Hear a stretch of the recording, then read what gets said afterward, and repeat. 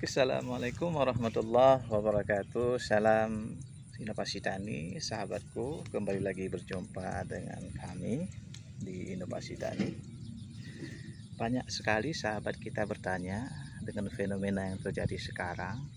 Seperti yang kita lihat, biaya produksi dalam pertanian itu sangat banyak. Sedangkan hasilnya memang mumpuni, namun harga jualnya sangat rendah. Namun ada juga sahabat-sahabat tani kita yang memang tanahnya atau lahannya sangat rusak atau sudah terkontaminasi dengan kimia yang sangat luar biasa. Ini bagaimana yang harus kita lakukan? Bagaimana apa yang harus kita prioritaskan, kita utamakan, kita implementasikan supaya hasilnya maupun nilai atau biaya produksinya rendah. Ini menjadi satu tugas juga, satu acuan juga, satu hal yang perlu kita informasikan, kita terapkan kepada petani-petani kita semua. Karena petani kita sekarang sudah manja dengan yang namanya kimia, sehingga mereka lupa akan efek samping daripada penggunaan kimia secara kontinu. Oke sahabatku, kenapa sekarang banyak sekali tanaman kita diserang oleh hama sekian banyak? Hama A, hama B, hama C, hama D, dan sekian banyak hama. Juga virus, juga jamuran yang sangat luar biasa. Kenapa?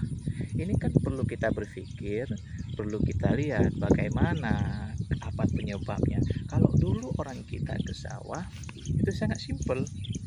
Mereka menebarkan benih, pindah tanam, kemudian merawat, paling melakukan penyemprotan sekali atau 2 kali, dan manajemenkan air. Sesudah itu mereka datang lagi ketika mulai panen.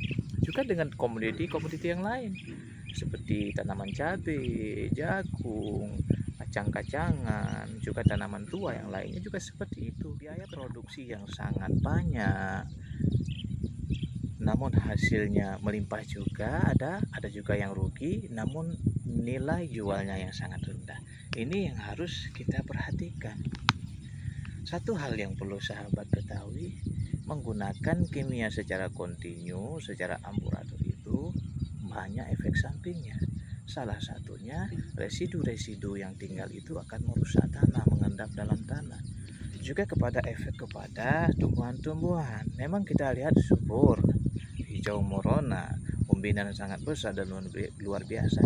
Namun hamanya pun sangat luar biasa datang menghampiri. Kenapa seperti itu? Ya itulah salah satu efeknya.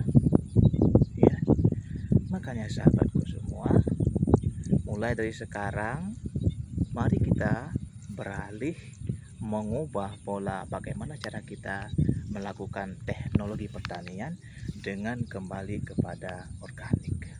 Ya, misalkan ini kita di sawah, biasa kita menggunakan pupuk kimia itu 3 kali dalam 1 hektar, kadang menggunakan urea itu 250 kilo. Maka mulai sekarang kita kurangi 50 kilo 200 kilo dengan memperbanyak, pembantunya dengan memperbanyak kimia. Juga penyemprotan yang lainnya kita lakukan dengan melakukan penyemprotan. Biasanya menggunakan kimia 2-3 kali, sekarang cukup 2 kali. Untuk tahapan selanjutnya gunakan pola penyemprotan organik, baik itu pestisida, fungisida, insektisida, bakterisida, dan segala macam. Kita mulai membuat sendiri dan kita akan menuai yang lebih baik. Ya, dalam hal produksi memang seperti itu. Juga banyak sekali petani-petani kita yang mengeluh, kenapa biaya produksi banyak, sudah kita ikut begini itu dan segala macamnya, tetapi hasilnya masih nihil. Itu yang pertama, akibat daripada penggunaan kimia yang tidak termanajemen, amburadul, suka-suka dan segala macamnya. Yang kedua, petani kita itu dikarenakan kurangnya informasi atau kurangnya ilmu, atau mereka tidak mau menggali yang lebih baik. Ini pun sangat berbahaya sahabatku, karena kalau seandainya kita melakoni sesuatu tanpa ilmu, otomatis biaya untuk produksinya bertambah, hasilnya pun nihil. Ini kalau kita melakukan tanam menanam, budidaya baik tumbuhan, binatang dan segala macam, kita harus punya ilmu, kita harus tepat sasaran dan segala macamnya. Ketika ada penyakit ketika serangan virus, ketika serangan ini, maka untuk mengantisipasinya harus tepat sasaran. Kalau tidak, mengeringkan kantong kita. Ya, sahabatku, ini sangat berbahaya.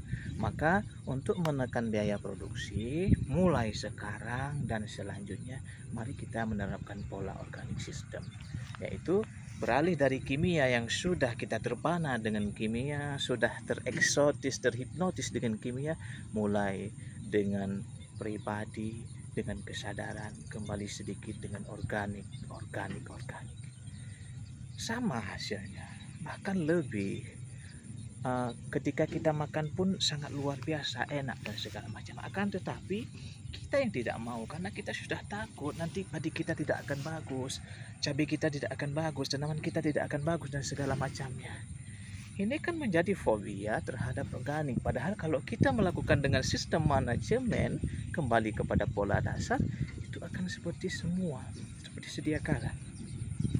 Ini logika satu. Sahabat dalam 2000 meter misalnya sawah menggunakan pupuk NPK sekitar 30 kilo. Tahap kedua nanti, ketika tanam kedua nanti menggunakan pupuk NPK 30 kilo juga. Akan tetapi kualitas padinya sudah berbeda. Kalau tahapan pertama umbinannya sangat banyak, anakan sangat banyak, daunnya merona. Ketika tahapan yang kedua ini sudah beda. Umbinannya biasa-biasa saja, anakannya biasa saja dan segala macamnya. Dikarenakan apa? Dosisnya, kalau kimia menurut kami ini bukan penelitian di lab dan segala macam, ini real di lapangan. Kalau kita tidak tambah dosisnya, maka ini tidak akan sama. Juga menggunakan pestisida, fungisida dan segala macam. Ini sahabatku, ya. Apakah salah itu semua? Tidak salah. Pupuk kimia tidak salah, pestisida, fungisida tidak salah.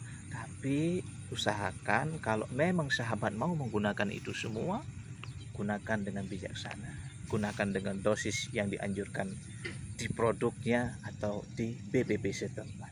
Jangan sampai overdosis, karena kita terpana mau tumbuhan kita sehat, kadang disuruh 12 mili kita menggunakan 30 mili. Ini namanya overdosis, maka akan merusak tanaman.